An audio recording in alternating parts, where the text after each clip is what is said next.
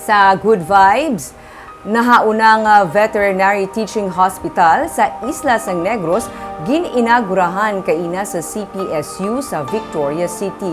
Tinutuyo sa amo nga proyekto nga mapangapina ng animal industry kasubong man makaproduce ang dugang nga mga vet. May report si Romeo Subaldo. Ini ang Victoria City Veterinary Hospital sa sulod sa Philippine State University campus sa Victoria City. Isa sa mga requirements para makatanyag sa veterinary medicine nga kurso ang isa ka eskwelahan, dapat may vet hospital. Sa aklan ng pinakamalapit nga vet school sa Negros gani napensara ni Mayor Frederick Palanca nga magpatukod sang vet hospital sa school campus ng CPSU para makatanyag man sila sang vet medicine nga kurso. Jutay lang abi ang mga vet sa probinsya, kag dapat mapangapina ng hog, poultry kag game fowl industry sa probinsya. It is a support for all the hog raisers sa tanan sa Negros Occidental, for all the chicken raisers sa tanan sa Negros Occidental, for all the breeders sa mga cocks sa tanan nga Negros Occidental. Gindayaw ni Provincial Veterinarian Dr. Renante Dicena ang ginhimo sa Victorias bungod sa iya santo man ini sa programa sa probinsya.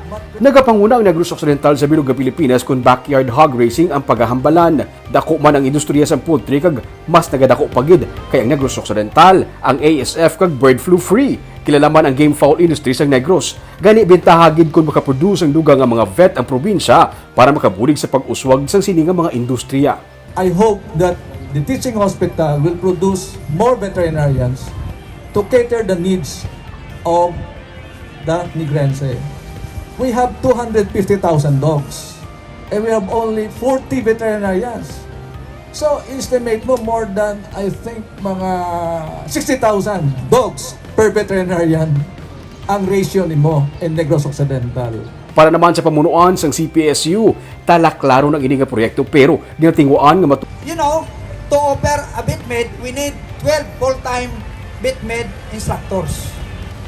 Amo na ang ginatawag nga nightmare in the university. But that nightmare, according to study, can be translated as benefactor, as stress reliever for us to accept the challenge.